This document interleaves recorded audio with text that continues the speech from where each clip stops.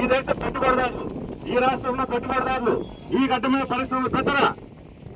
వాళ్ళు ఇక్కడ చర్చలు రప్పించలేరా మీరు? వాళ్ళని అమరావతి చర్చలు కూడా రప్పించలేకపోతే ఎందుకు ఈ ప్రభుత్వం దండగమారు ప్రభుత్వం అని చెప్పి అడుగుతున్నారు. వాళ్ళు వచ్చి ప్రభుత్వం కాళ్ళు పట్టుకోవాలి, ప్రభుత్వం పోయి వాళ్ళు కాళ్ళు పట్టుకునేది ఏమిటి? ఎందుకు ఈ ప్రభుత్వం పోయి పెట్టుబడిదారులు కాళ్ళు పట్టుకోవడం అంటే ప్రజల ఆత్మ గౌరవాన్ని తాకట్టు పెట్టడమే మర్చిపోవద్దని అడుగుతా ఉన్నాను. అభివృద్ధి అనేది కేవలం పెట్టుబడితో జరగదు. అభివృద్ధి జరగాలంటే పెట్టుబడి కావాలి, శ్రమ, లేబర్ కావాలి. లేబర్ నడిచి వేస్తారా? లేబర్కు జీతాలు ఎవరా? కనీస వేతనాలు అమలు చేయరా? భూములు ఎవరా?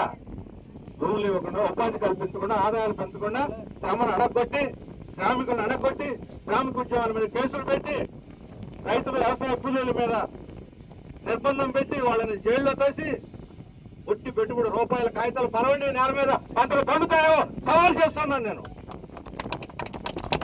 రూపాయల కాగితాలు తెచ్చి పరవండి, పంటలు పండుతాయా? ప్రజలు దున్నితేనే పంటలు పండుతాయి, యంత్రాలు నడిపితేనే ఉత్పత్తి జరుగుతుంది. అది చేయాల్సిన ప్రజలు, కార్మికులు, రైతులు, కూలీలు. వాళ్ళకి ఏమి ప్రోత్సహిస్తున్నాం మీరు? 8 గంటల పని 12 గంటలు చేశారు. ఉపాధి పనులు చేసే వాళ్ళకి కనీస వేతనాలు అమలు చేయటం లేదు, 100 రోజులు పని ఇవ్వటం లేదు. ఇంతకు ముందున్న ప్రోత్సాహాలు కూడా రద్దు చేసేశారు. రకరకాల పేర్లతోటి మాన్యువల్ కంటెంట్, మిషన్ కంటెంట్ అని చెప్పి మార్చి పనులు కూడా లేకుండా చేస్తా ఉన్నారు.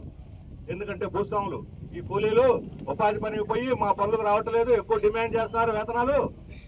మీరు ఈ ఉపాధి హామీ పథకం ఎత్తేస్తేనే మా వ్యవసాయాలు సాగుతాయి అని భూస్వాములు డిమాండ్. అంటే మన కళ్ళెదురుగా పేదవాళ్ళు ఆదాయాలు పొందటం, వాళ్ళకి పని పొందడం ఇష్టం లేదు. వాళ్ళ కాళ్ళ దగ్గర బానిసలాగా పాతకాలపు భూస్వామి యొక్క పెత్తనాన్ని వాళ్ళు పునరుద్ధరించాలని కోరుకుంటున్నారు. అందుకనే పవన్ కళ్యాణ్ లాంటి వాళ్ళు సనాతన ధర్మం అంటే చప్పట్లు కొడుతున్నారు. పేదవాళ్ళు ఎవరు చప్పట్లు కొట్టడంలా, భూస్వాములు చప్పట్లు కొడుతున్నారు. ఎందుకంటే సనాతన ధర్మం వస్తే అణగమారిన కులాలని, అణగారిన తరగతులని, వర్గాలని కాళ్ళ కింద చెప్పులుగా తొక్కు పెట్టుండొచ్చు. అది సనాతన ధర్మం అంటే వాళ్ళు అనుకుంటుంది. అందుకనే పవన్ కళ్యాణ్ వాళ్ళు కడుతున్నారు భరతం, వాళ్ళ దీనికి ఆకాశానికి ఎత్తేస్తున్నారు. పేదవాళ్ళకి నష్టం. అది రోజులు మారావు, పాత రోజులు కాదు. మీ పెత్తనాలు చెల్లవు. ప్రజాస్వామ్యంలో ఉన్నాం.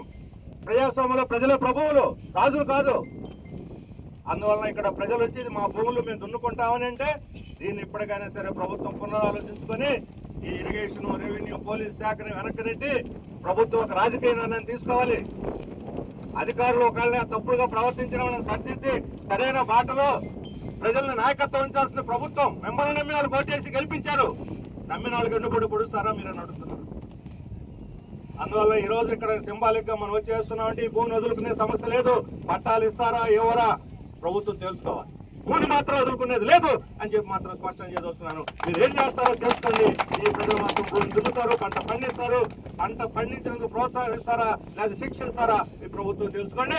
ప్రభుత్వం దాన్ని శిక్షించదలుచుకుంటే ప్రజల్ని రేపు పొద్దున ఈ ప్రభుత్వాన్ని ప్రజలు శిక్షిస్తారు అని చెప్పి కూడా నేను చెప్పదలుచుకున్నాను. ప్రజల చేతిలో ఉంది ఆయుధం.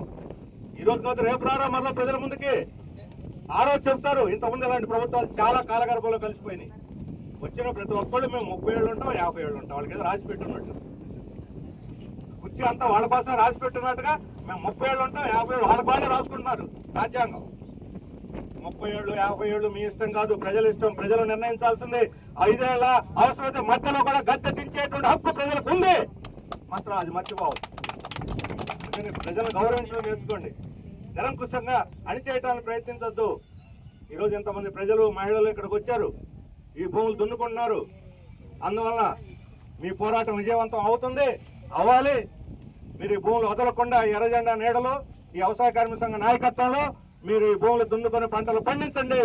సిపిఎం, ఇతర ప్రజాతంత్రవాదులు అందరూ కూడా మీకు మద్దతుగా ఉంటారు, సంఘీభావంగా ఉంటారు. ఆ రకంగా ఈ ఉద్యమాన్ని పూర్తి మద్దతుని తెలియజేస్తూ మీ అందరికీ మంచి జరగాలని చెప్పి కోరుకుంటూ ఈ పోరాటం విజయవంతం కావాలని అభిలషిస్తూ నేను సెలవు తీసుకుంటున్నాను. ధన్యవాదాలు.